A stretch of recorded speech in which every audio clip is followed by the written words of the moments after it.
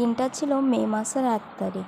শ্বশুরবাড়িতে এসেই প্রথম দেখো দিদিভাই আলতা পরিয়ে দেওয়া হচ্ছিল, কারণ এখানে আবার আমাদের যে বাসি বিয়েটা ওখানে হয়েছিল সেই বিয়েটা আবার এখানে নতুন করে দেওয়া হবে। তাই দেখো আমার বরকে আলতা পরিয়ে দেওয়ার পায়ের মধ্যে সুড়সুড়ি লাগছে, ওই জন্য হেসেই যাচ্ছে। বৌদিভাই দেখো তার বৌদিভাই আলতা পরাচ্ছিল, ওর এরকম হাসছিল, পায়ের মধ্যেই মানে সুড়সুড়ি লাগবে। দেখো দিদিভাই আলতা তো পরিয়ে দিল, ও চলে এসে উপরে। আর এই যে দেখো এখানে সব বিয়ের আয়োজন করা হচ্ছে। এই দেখো এটা আমার রুমেই বিয়ের অনুষ্ঠান হবে। এই দেখো ব্রাহ্মণ বসে গেছে। আর কারণ আমাদের এখানে মানে আমাদের যে বাঙালি নিয়মটা হয়, বেঙ্গালি ট্রেডিশনে, তো এরকম বিয়েটা হয় না। তো যার জন্য আমার বরমশাই দেখো রেডি হয়ে বসে আছে স্নান টান করে।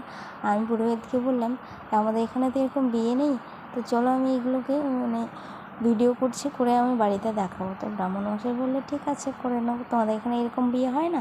তো আমি বললাম যে না, সেরকম তো বিয়ে হয় না। তো দেখো পুরোহিত সমস্ত কিছু রেডি করছিল, আর আমি সেগুলো ক্যামেরাবন্দি করে নিলাম।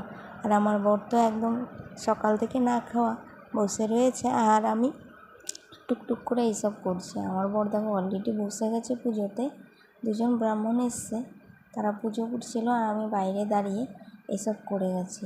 মানে আমার একটা অভ্যেস কী বলো তো, ভিডিও শ্যুট করা আমার অভ্যেস, যার জন্য আমি এসব করে যাচ্ছি। আর আমাকে বলেছে দেখো একটা শিলনোড়া মানে দিতে, আর আমি শিলনোড়াটা খুঁজে আগে বুঝিনি, ওরা তো উড়িষ্যার ভাষায় কথা বলে, এই যে এটা, তা নোড়াটা দিতে বলতো।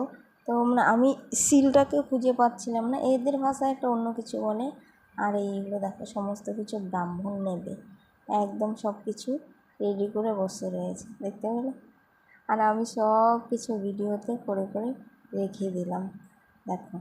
আর এখানকার সব কিছুই আলাদা, আমাদের যেরকম বেঙ্গলে যা কিছু, আমার বরের বাড়িই তো বেঙ্গলে, বাট তবুও এরা সব কিছু উড়িষ্যার নিয়ম করে। আমাদের তো এখানে সেরকম কিছু নেই, তো জানিও না। প্রথম এগুলো করা দেখা বেশ ভালো লাগছিল, দেখলাম। তারপরে দেখো এগুলো আমরা নদীতে ভাসানোর জন্য চলে যাচ্ছে বড় পিসি।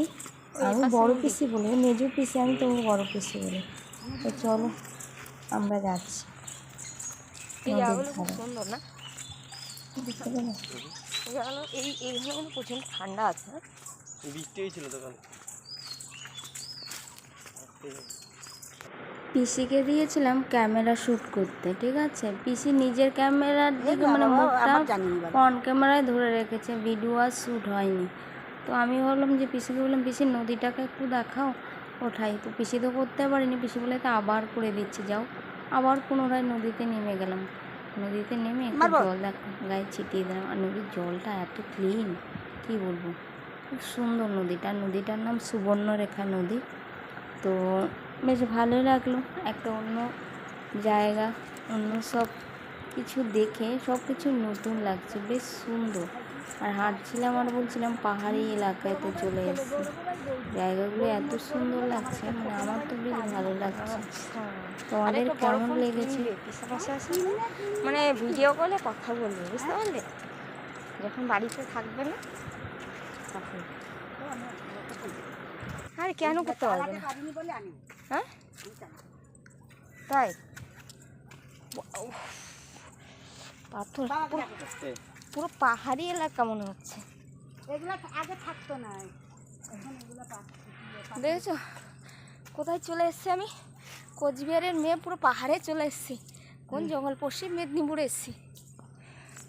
চলো বাড়ি যাচ্ছি। কোচবিহার তো আমাদের পশ্চিম বাংলার ভিতরে না।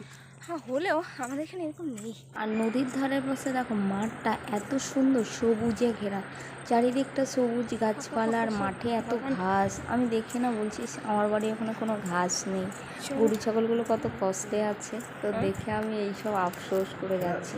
ভিডিও কেমন লেগেছে কমেন্ট করে জানিয়ে, ভালো লাগলে তো অবশ্যই বলবো, লাইক কমেন্ট শেয়ার করুন। আর এইদিকে দেখো নদী থেকে এসে থেকে ব্রাহ্মণ সব কিছু নিয়েছে, প্রায় আপডেটের দিকে।